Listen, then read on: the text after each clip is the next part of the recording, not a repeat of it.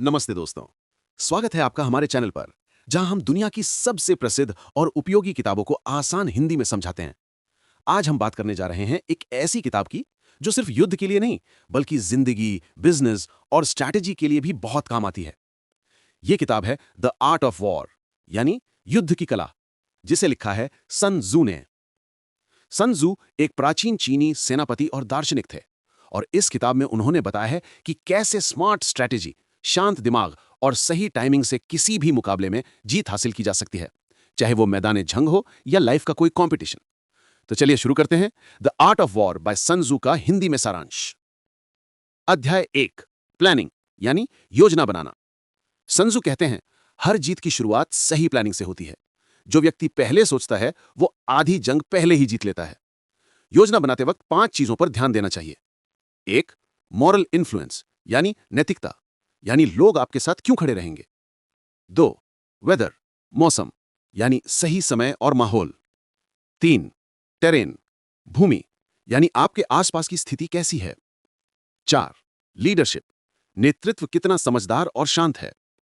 5, discipline, अनुशासन, team कितनी सख्ती और ईमानदारी से काम करती है। सन तzu कहते हैं, अगर आप इन 5 चीजों का सही अंदाजा लगा सकते हैं तो आप कभी हारेंगे नहीं। अध्याय 2, वेजिंग वॉर, यानी युद्ध की कीमत। सन तzu बताते हैं कि हर युद्ध की एक कीमत होती है। वो कहते हैं कि लंबे समय तक चलने वाला युद्ध किसी के लिए भी अच्छा नहीं होता। इसका मतलब यह है कि अगर आप किसी कंपटीशन या लाइफ बैटल में बहुत समय और एनर्जी लगा रहे हैं, तो आपको सोचना चाहिए कि क्या यह सही दिशा में जा रहा है। कभी कभी छोटे लेकिन स्मार्ट कदम बड़े युद्धों से ज्यादा असरदार होते हैं। सन तzu का कहना है कि तेज और सटीक कार्रवाई ही जीत की कुंजी है। अध्याय 3, अटैक बाय स्ट्रैटेजी, यानी रणनीति से जीत। सन तzu कहते हैं, सबसे बड़ी जीत वो है जो लड़े बिना जीती जाए। अगर आप अपने दुश्मन या कॉम्पिटिटर को बिना लड़ाई के हरा सकते हैं तो वो आपकी असली जीत है।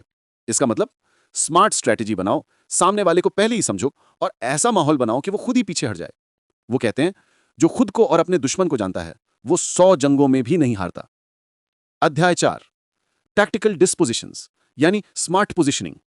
सन तzu का मानना है कि असली ताकत तैयारी में होती है। अगर आप पहले से तैयार हैं तो दुश्मन चाहे कितना भी ताकतवर क्यों ना हो, आपको गिराना मुश्किल है। वो कहते हैं, जो पहले जीत की स्थिति में खुद को लाता है वो ही असली विजेता है। इसका मतलब हमेशा ऐसी पोजीशन में रहो जहां से नुकसान कम और फायदा ज्यादा हो। अध्याय 5, एनर्जी, यानी ऊर्जा का सही उपयोग। सन तzu कहते हैं, सारी बात एनर्जी मैनेजमेंट की है। लड़ाई में सिर्फ ताकत नहीं, स्मार्ट एफर्ट मायने रखता है। हर बार पूरी ताकत लगाने की जरूरत नहीं होती। कभी कभी छोटी छोटी मूवमेंट्स भी बड़े असर डालती हैं। वो कहते हैं, सच्चा योद्धा वो है जो अपनी ताकत को सही वक्त पर इस्तेमाल करता है। अध्याय 6, वीक पॉइंट्स एंड स्ट्रांग, यानी कमजोरी और ताकत।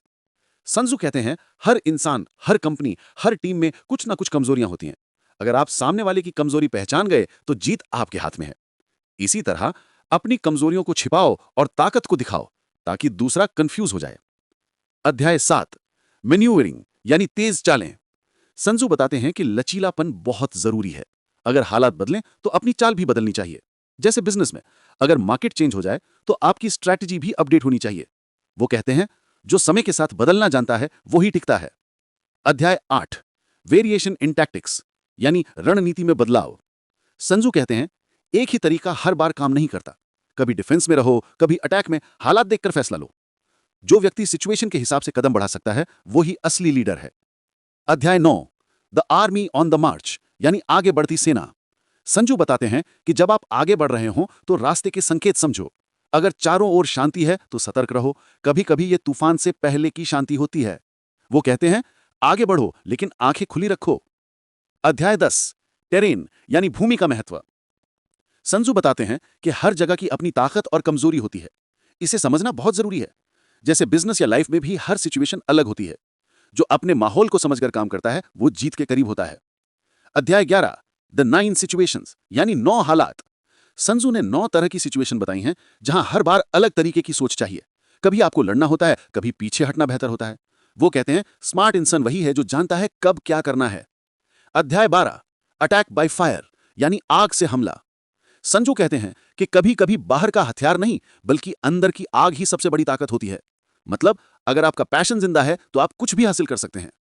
अध्याय 13, यूज ऑफ स्पाइज यानी सूचना का महत्व। सन त्जू कहते हैं कि नॉलेज ही पावर है। अगर आपको दूसरों के मूव्स पहले से पता हो तो आप हमेशा एक कदम आगे रहोगे। इसका मतलब हर काम से पहले जानकारी जुटाओ, रिसर्च करो और फिर एक्शन लो। आउटरो। तो दोस्तों, ये थी सन त्जू की द आर्ट ऑफ वॉर यानी युद्ध की कला। एक ऐसी किताब जो हमें सिखाती है कि असली जीत तलवार से नहीं, दिमाग से होती है। अगर आपको ये बुक का समरी अच्छा लगा तो कमेंट में जरूर बताएं कि आपको कौन सा पॉइंट सबसे अच्छा लगा और अगली बुक हम कौन सी कवर करें। हम फिर मिलेंगे एक नई बुक के साथ। तब तक के लिए धन्यवाद और सुनते रहिए ब्रेन फ्यूल जी के।